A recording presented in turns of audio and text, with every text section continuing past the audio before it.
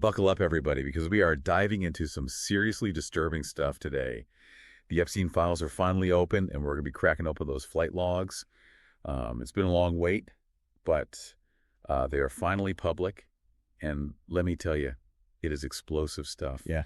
Names, dates, destinations. We're getting a glimpse into the inner circle of a man accused of some truly horrific crimes.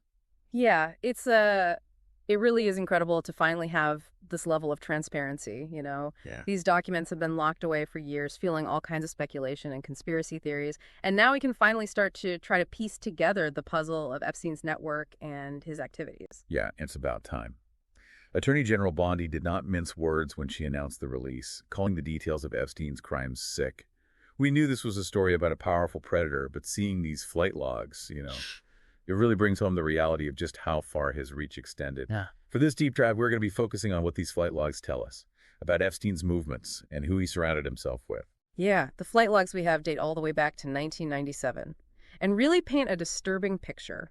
They don't just list names, they track Epstein's movements, essentially mapping out his world and who had access to it. And what's particularly striking is the frequency of flights to his private island in the U.S. Virgin Islands, often with multiple passengers, some identified only by initials. Okay, that is sending chills down my spine.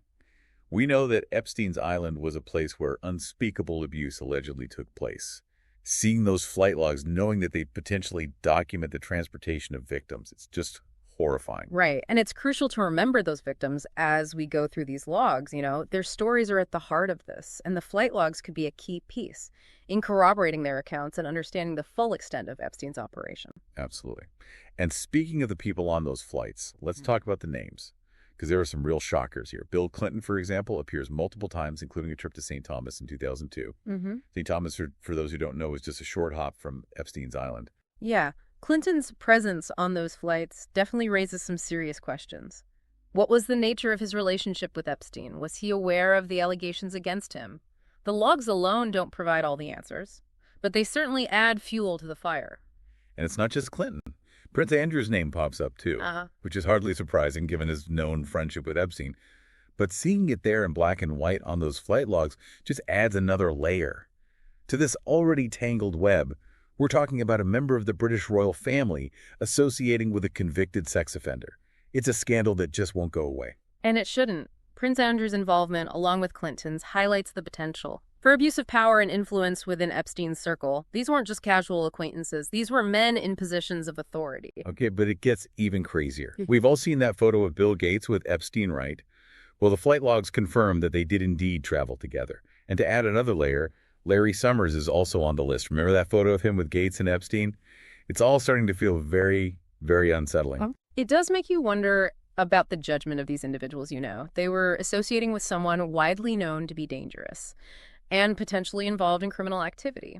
And it wasn't just a one-time thing. The logs show a pattern of interaction. Yeah, it really is like a who's who of the rich and powerful. And it makes you wonder, what was so alluring about Epstein's world? Yeah. I mean, was it just the parties in the private island, or was there something darker at play? Yeah, that's the question that haunts this entire story, right? The logs themselves are full of these intriguing details, like the types of planes that Epstein was using. We're talking Gulfstream jets, Boeing 727s, the kind of aircraft that scream luxury and exclusivity. So it's easy to see the appeal, but we can't ignore the potential for those flights to have facilitated something much more sinister. You're right. It wasn't just about jet setting to exotic locations. Remember Maria Farmer's allegations about the media room in Epstein's mansion? She claimed that high-profile individuals were secretly recorded there, potentially engaging in illegal activities. If that's true then, it adds a whole new layer of manipulation and potential blackmail to this story. Right, and there is some corroboration to those claims. Danielle Bensky and Jane Doe 3, two other alleged victims, filed a lawsuit that described a sophisticated surveillance system in Epstein's New York mansion. So if you connect those allegations with the flight logs, it paints a really disturbing picture. Imagine these powerful figures flying out to Epstein's Island, potentially being recorded without their knowledge. It's chilling to think about the kind of leverage that Epstein might have had over them. That's a terrifying thought. But it raises the question, is there actually enough evidence to support that claim? What kind of proof would we need to see? Well, solid proof of recordings would be a game changer, right? It could lead to criminal charges against those involved. and it could potentially expose a network of complicity that reaches far beyond Epstein himself. But even without concrete evidence of the recordings, the flight logs alone raise some serious ethical questions about the judgment of these individuals. Okay, let's dive back into some more names from the logs, because there are a few that really jumped out at me. Ehud Barak, the former prime minister of Israel, is on there multiple times.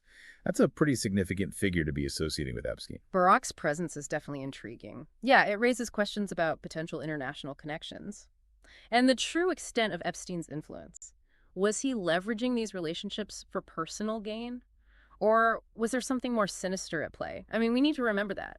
Epstein wasn't just a wealthy socialite. He very deliberately cultivated connections with people in positions of power all across the globe. And another name that stands out is Jess Staley, a former high-ranking executive at JP Chase.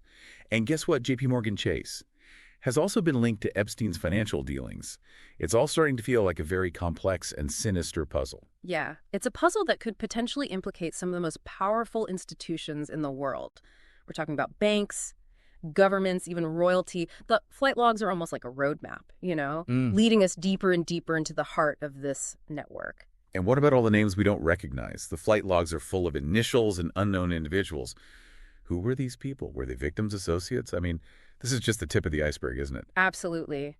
The release of these files is a major step towards accountability, but it's also just the beginning.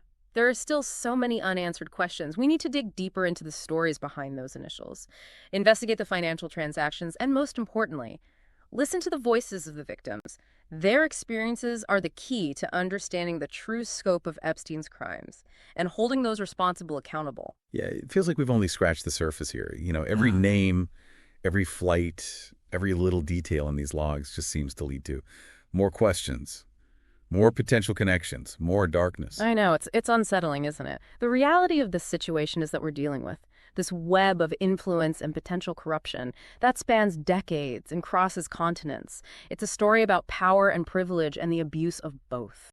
And it's not just a story about Epstein anymore, is it? It's about all the people who enabled him and protected him and benefited from his network. The flight logs are really forcing us to confront some uncomfortable truths about people in positions of authority. Yeah, it's a moment of reckoning, isn't it? Not just for those named in the logs, but for society as a whole. I mean, are we really going to tolerate this kind of behavior from our leaders, our institutions, our so-called elites?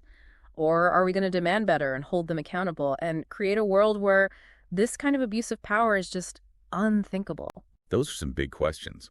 But, after diving into these flight logs, I can't help but feel like we're at a turning point. This information is out there now, and there's no going back. Right. And that's a good thing, right? Transparency is essential for accountability. These logs are a starting point, a roadmap for further investigation. And it's up to journalists, law enforcement, and all of us, really, to follow those leads and demand answers and make sure that justice is served. So as we wrap up our deep dive into the Epstein flight logs, I'm left with a sense of unease, but also a glimmer of hope. The truth is finally coming to light, and that's the first step towards real change. Yeah, it's a long road ahead, but the release of these files has really ignited a fire that can't be extinguished. The conversation has started to ether. The questions are being asked. And the demand for justice is getting louder every day. We've covered a lot of ground today, but this is a story that's far from over. We're going to continue to follow the developments, analyze the evidence, and keep you informed every step of the way. So stay engaged, stay curious, and most importantly, never stop questioning those in power.